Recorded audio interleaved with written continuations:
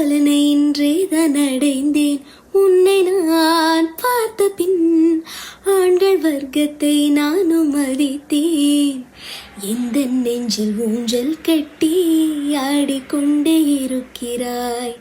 எனக்குள் புகுந்து எங்கோ நீயும் ஓடிக்கொண்டே இருக்கிறாய். அழகாய் நானும் மாறுகிறேன், அறிவாய் நானும் பேசுகிறேன், சுகமாய் நானும் வளருகிறேன். உனக்கேதும் தெரிகிறதா? ஒரு முறை பார்த்தால் பல முறை இனிக்கிற என்ன விசித்திரமோ? நண்பனை எனக்கு காதலனானால் அதுதான் சரித்திரமோ? மன்மதனே நீ